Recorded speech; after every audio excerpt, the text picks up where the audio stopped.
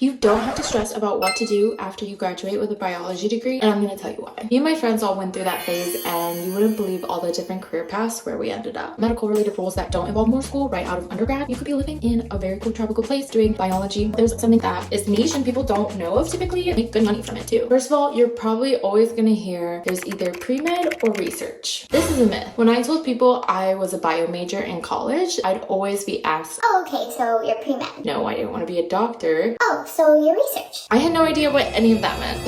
So first, what does this mean? So pre-med, going to medical school to become a doctor, aka a physician, where you'll be practicing medicine, helping patients, treating patients either in hospital, a smaller clinic, etc. Or the alternative is doing research, usually conducting experiments that nobody has done before with the goal of publishing novel scientific findings. Stereotypically thought of in universities, aka academia, and is sometimes associated with becoming a professor in university, or I guess is usually thought this way. When people would ask if I'm research, they also would assume, "Okay, so you want to be a professor." These are not the only two options. If it was, I probably wouldn't have done it. I 100% did not realize it while I was in college, but there are so many paths you can take with the degree. So don't fret, we'll find something for you. Also, reality check, if you do want to go to med school, you can. They'll tell you that the odds are the majority of your biology major isn't going to make it. And the stats are just stats. It is a numbers game. That is true. But I have plenty of friends from my class who are in med school or are even doctors now or in their residency, despite professors who may scare you into thinking that so few of you are going to make it. If that's what you want, you can do it.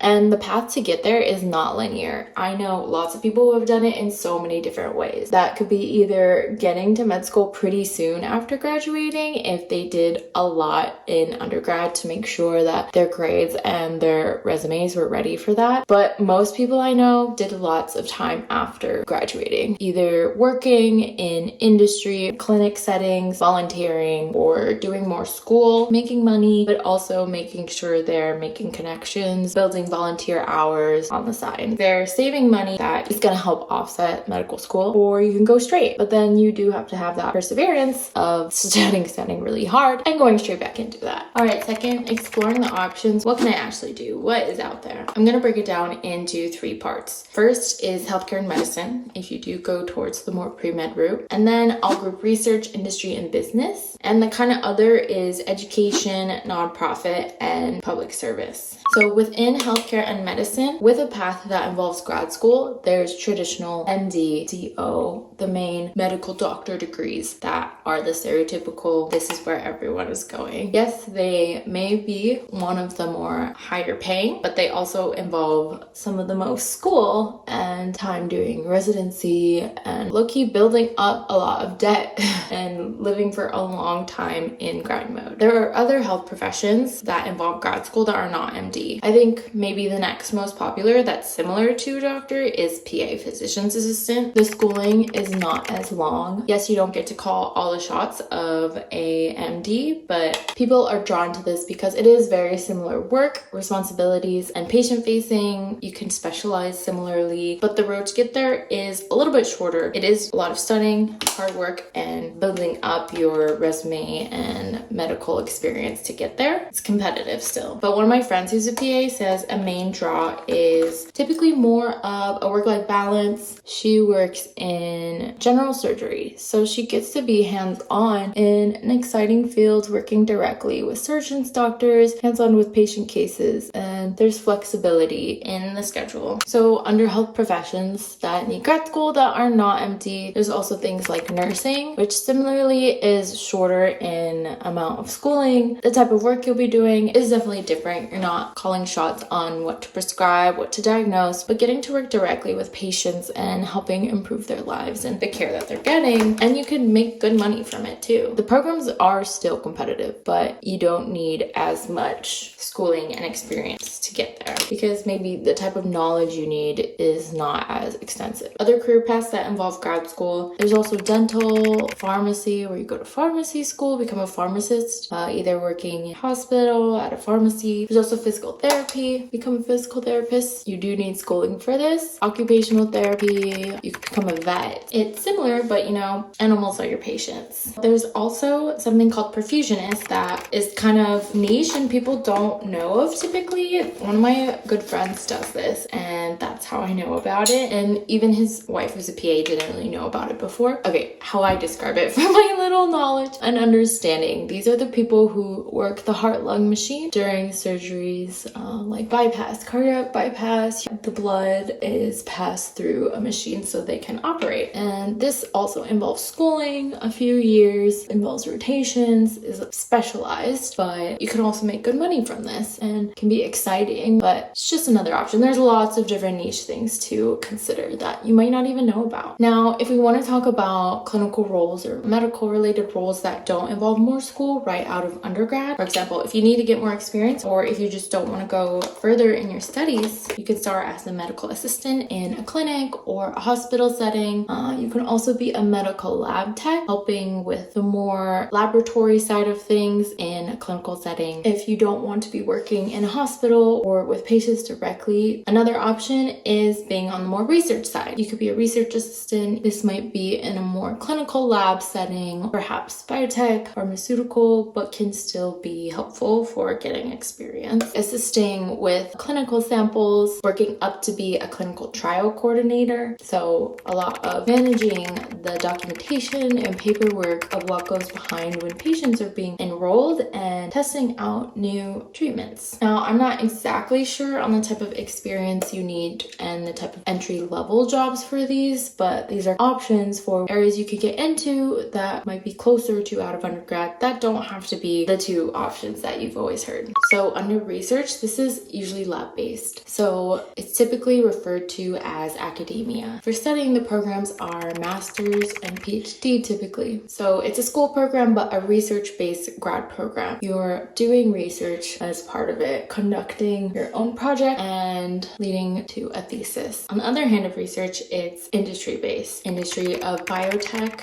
pharmaceutical. This is drug development, tech development, so medical devices or other medical technology, or discovery. So discovering new technology, discovering new drugs to use. And so usually research for this is the more discovery side. You're researching new ideas to bring to products. Now, within industry, there's also more of a business side. There's a lot of different roles within industry, business, management, marketing, but in terms of those who have a biology degree, the most common is probably staying in research and then moving to different sector. Within what I'm calling the business side, it could be a little bit harder to get into some of these as entry level, but just to give an overview of what there is, there's an area called regulatory affairs, working on the side of regulations, all of the rules and documentation that goes into creating a new product with the FDA, making sure that all the safety and quality measures are being undertaken, and then the steps that it takes to get things to a clinical trial or to a product that's being sold. On the more business-minded side, there are things called product development or business development. This is kind of hot right now, especially for post-PhD, people wanting to move into more of the business-minded side, how we decide on what products we're going to make for the goals of biopharma, biotech as a business. Now, there's also a lot of science communication. This is something that I was very interested in. This can be medical writing or technical writing, as well as other ways of communicating science, either through writing, speaking, presentation, putting posters together. You can also come at this from a marketing angle. People can be in biotech, biopharma, marketing roles with more of a communication background or biology background. So say you like both of those and you double major in communication and biology, that's like a perfect role for you. Science communication, science marketing roles. Another area is consulting. Now, biology consulting can be a number of things, but I do have a friend who loves it and highly recommended it. He didn't do grad school, but just did experience out of undergrad of doing a research associate assistant and moving up in industry, and then moved on to consulting where he's working with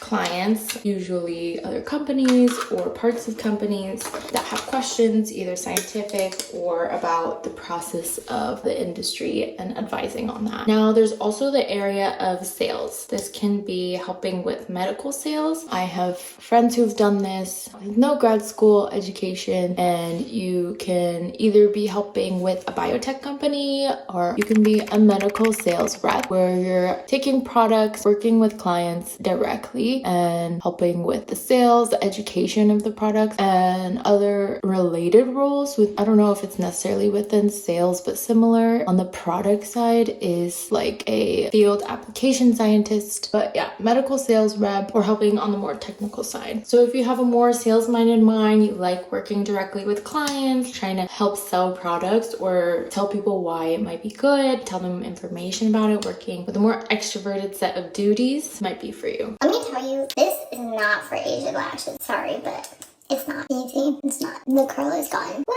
All right, now we'll get into the third area, which is education, nonprofit, public service. If you like teaching, if you like being in the classroom, being an educator, might be for you. This can be being a faculty at a university. You can specifically be a lecturer, so not have to do research, or a faculty or teacher at a community college. One of my good friends from grad school does this and loves it, and she's always trying to convince me to do that. There's flexible hours, good pay, you can become tenured, but it's not like a research university, so you don't have to spend a ton of time focusing and balancing that. There's also primary and secondary education that a lot of people do and can be really fun working with younger age groups. You don't need like an extensive biology knowledge like PhD level, so that is another good option if you have an interest but you don't want to go super deep into doing research. Now more on the ecology evolution side of biology, there's also environmental options. So this is probably a whole other area as a job sector, but just to mention it, I have an acquaintance from college who actually does like bird conservation in Hawaii at a national park, coming from a biology background. So that's something really cool that you might not think about, is working in conservation work and ecology. You know, I'm not in this area, but there's a lot out there. Or I met a park ranger at the Hawaii Volcano National Park who does research for invasive fungus species and helping conserve the environment. So, you know, you could be living in a very cool tropical place doing biology, whatever kind of lifestyle you want, whatever your interests are, there could be something out there. This is related to nonprofit or governmental work. So like the national park, maybe more towards governmental. I also at one point in college wanted to work for NASA after I took physics and learned about general relativity, and I was really into interstellar at the time. So I wanted to work for NASA, and there are options for doing biology in the government. You know, I don't know about right now in terms of what the funding looks like, what the job options look like, but that is something you can consider. For example, I had a PhD friend who worked at the FDA doing research with, I think, genetics and of plants or something. I'm totally butchering it, but that's another area where you could check out. Now, another area you could work in the biology background is public health. So there are grad programs for Masters of Public Health, and this is an interesting area that I know a lot of people who have gone into, working more on questions related to global, local, community public health, working on questions of disease and access to healthcare, things like that. And the last thing in this area is law. I had a friend in undergrad who knew he wanted to go into law from his biology degree, and this can mean more law school. It doesn't necessarily have to. You can get into patent law, is the one that I mainly know of, where you're working on biology related or STEM related patents for companies or other types of research, and being a patent lawyer, or there's one below that. I think it's like a patent law assistant or something, where you don't need to go to law school. So that's, if you have an interest in law and policy and patenting, that's another way to go. All right, there's so many options. How are you going to decide? Number one, you should experiment and explore. There's a lot of ways to do this. Take a gap year. A lot of people do. You don't have to know exactly what you want right out of undergrad or in undergrad. So take this time to explore your options, try different things, talk to people, volunteer, either while in undergrad or afterwards, and also explore an entry-level job. What did I do? Oh, I stayed in my lab that I volunteered intern in undergrad. That was my gap year, was working as a technician. I guess it's not really an entry-level job. It's more of like a transition job where I got more research experience. I knew from that I wanted to stay in academia at least to go into PhD level program and research, but I also considered doing an entry-level job or internship in industry, which also would have been a really good option, especially since that's where I ended up wanting to go, but it's not necessary. A lot of the entry-level jobs for post-undergrads are like medical assistant for the pre-med route or research assistant in the industry route, etc., etc. And along those lines is finding an internship. This is really good either while you're in undergrad or after getting a paid internship. It's a good way to transition, get experience, find connections where you can talk to people and see what you actually like, and have kind of a stepping stone, putting things on your resume for the path that you want to go down.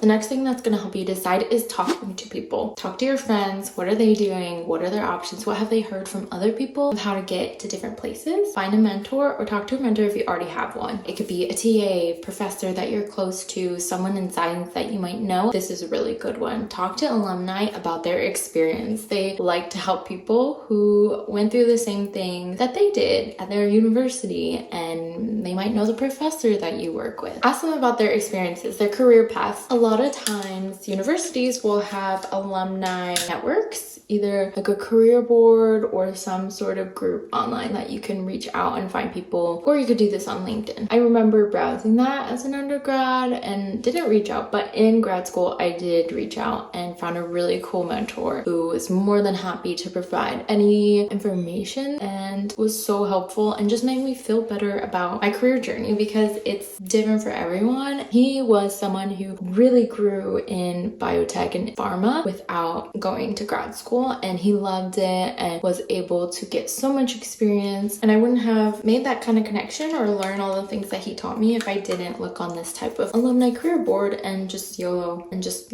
reach out. Third, remember it's a journey. It's 100% okay to pivot and 100% okay not to know exactly what you want to do at this time or what career path to go down. That's just life and can happen at any point and multiple times throughout your life, and it probably will change. So don't stress too much. Life is about exploring, experiencing, learning, and finding what makes you feel happy and fulfilled at that point in time and phase in life. There's something for everyone. You just have to figure out what is best for you. All right, grad school. To go or not to go? That is the big question. The answer is dependent on the path. There are plenty of jobs either way, so here's some questions to consider. Are you more concerned about exploring jobs in the short term and trying to figure out what area you kind of want to be in based on experiencing that yourself? Do you have an idea of what you might want in the long term? Getting started on your long-term journey to get there might be good. Are finances a big motivating factor? Some programs are much more expensive than others, and the expected salary will also differ. What do you want to get out of grad school? Do you want to continue learning and growing through courses?